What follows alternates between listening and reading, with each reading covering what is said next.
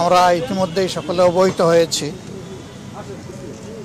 Bangladesh supreme কোর্টের senior আইনজীবী, বাংলাদেশ জামাত ইসলামের কেন্দ্রীয় নির্বাহী পরিষদের সাবেক সদস্য এবং কেন্দ্রীয় অ্যাসিস্ট্যান্ট সেক্রেটারি জেনারেল, আমাদের শ্রদ্ধার ভালোবাসার প্রিয় মানুষ জনাব ব্যারিস্টার আব্দুর রাজ্জাক দীর্ঘদিন অসুস্থতা ভোগ করে রাজধানীর একটা হাসপাতালে আজকে ইন্তেকাল করেছেন। ইন্না লিল্লাহি ওয়া ইন্না ইলাইহি রাজিউন। আমরা মহান প্রভুর দরবারে দোয়া করি, মানুষ হিসাবে তার যতগুলা ভুল ত্রুটি হয়েছে আল্লাহ যেন গফুরুর রাহিম নামের খাতিরে তাকে ক্ষমা করেন। সেই সাথে তিনি স্বচ্ছতা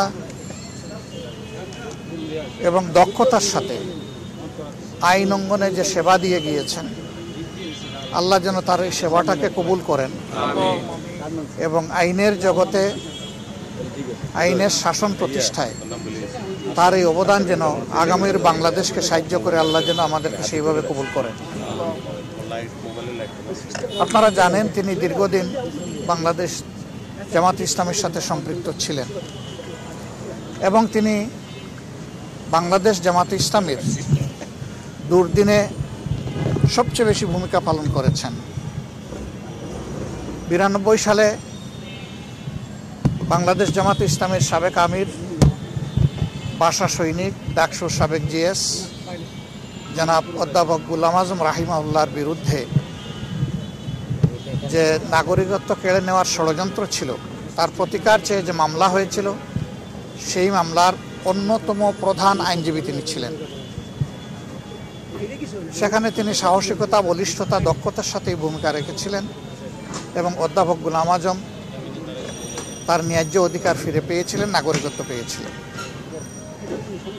তিনি সময় সময় শুধু জামাত ইসলামী না, তিনি ন্যায়ের পক্ষে দাঁড়াতেন। কোনো মামলা যদি তার কাছে অসঙ্গত মনে হতো, সেই মামলায় যত টাকারই অফার আসুক তিনি দুই হাতে তা ফিরিয়ে দিতেন। তিনি এথিক্সের বাইরে গিয়ে কখনো কোনো মামলা নিয়েছেন, তার কোনো চিহ্নিত প্রতিপক্ষ এটা বলতে পারবে না, এর কোনো নজির নেই। কাজেই তিনি তার পেশাগত জীবনে খুবই স্বচ্ছতার সাথে তার দায়িত্ব পালন করেছেন। এরপরে জামাত নেতৃবৃন্দ এবং জামাত ইসলামের বিরুদ্ধে 2010 সাল থেকে যে ক্র্যাকডাউন হয়েছিল, এখানে তিনি জামাত ইসলামের পক্ষে প্রধান কৌশলী ছিলেন। চিফ ডিফেন্স লয়ার হিসাবে তিনি তার দায়িত্ব, তার পেশাগত দায়িত্বের বাইরে গিয়েও তিনি অনেক কিছু করেছেন, যেটা আমাদেরকে চিরদিনের জন্য ঋণী করে রেখেছে। তার এই সমস্ত ঋণ পরিশোধ করার কোনো শক্তি বাংলাদেশ জামাত ইসলামের নেই।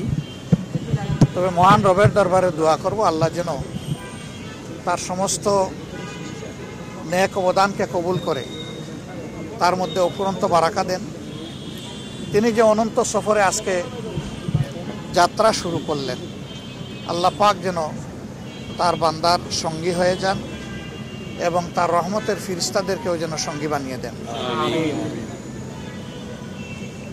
কিছুক্ষণ পরেই হয়তো আমরা জানাজা শেষ করে আজকে হোক আগামীকালকে হোক আমরা তাকে দাফন করব। তখন মাটির একটি পর্দা গোটা দুনিয়া থেকে তাকে বিচ্ছিন্ন করে ফেলবে, কিন্তু আমরা আল্লাহকে সাক্ষী রেখে বলতে চাই, আমাদের হৃদয়ের সাথে তার সম্পর্ক কখনো বিচ্ছিন্ন হবে না। আমাদের হৃদয়ের এই সম্পর্ক বহাল থাকবে এবং আমরা আল্লাহ তাআলার দরবারে দোয়া করি আলমে বরজাখের এই জিন্দেগি তার জন্য যেন প্রশান্তিদায়ক হয়, তার কবরকে যেন আল্লাহ তাআলা জান্নাতের নূর দিয়ে পরিপূর্ণ করে দেন। আপনারা জানেন তার একটি গুরুত্বপূর্ণ আইনি চেম্বার ছিল, সেখানে তার সাথে অনেক সহকর্মী কাজ করেছেন, তারা তাকে পিতার মতোই দেখতেন। তার 2 জন ঔরসজাত সন্তান আছেন, কিন্তু বাকিরা তাকে পিতা বলেই মনে করতেন। তাদের এই দুঃখ আল্লাহ তাআলা যেন ভুলে যাওয়ার তৌফিক দান করেন এবং সবর করার তৌফিক দান করেন। বিশেষ করে তার স্ত্রী, 2 সন্তান, 1 মেয়ে এবং আরও আপনজন যারা আছেন, আল্লাহ পাক রব্বুল আলামিন তাদেরকে এই সুখ সহ্য করার তৌফিক দান করুন। আইনি অঙ্গনে তার বিদায় নেওয়ার মধ্য দিয়ে যে শূন্যতার সৃষ্টি হলো, আল্লাহ রাব্বুল আলামিন আরও যোগ্যতা সম্পন্ন মানুষের ইঙ্গনে তৈরি করে বাংলাদেশের মানুষকে যেন আল্লাহ তাআলা উপহার দেন, সেই দোয়াও আমরা আল্লাহর দরবারে করি।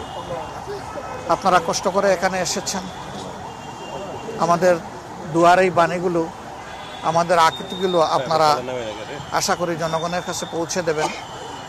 মানুষ হিসাবে তিনি আপনাদের কাউকেও যদি কখনো কোনো কষ্ট দিয়ে থাকেন এবং কোনো মানুষকেই যদি কোনো আচরণে কথায় কেউ যদি কষ্ট পেয়ে থাকে, আমরা আমাদের পক্ষ থেকে সকলের কাছে বিনয়ের সাথে ক্ষমা প্রার্থনা করছি। আপনারা ক্ষমা করে দেবেন, আল্লাহ যেন তাকে ক্ষমা করে দেন, আল্লাহ তার বান্দার সঙ্গী হন, আমরাও যেন যাওয়ার জন্য প্রস্তুতি নিতে পারি। আল্লাহর মকবুল মঞ্জুর বান্দা হিসেবে আমরাও যেন এই দুনিয়া ছাড়তে পারি। আল্লাহ আমাদের সকলকে এই তৌফিক দান করুন।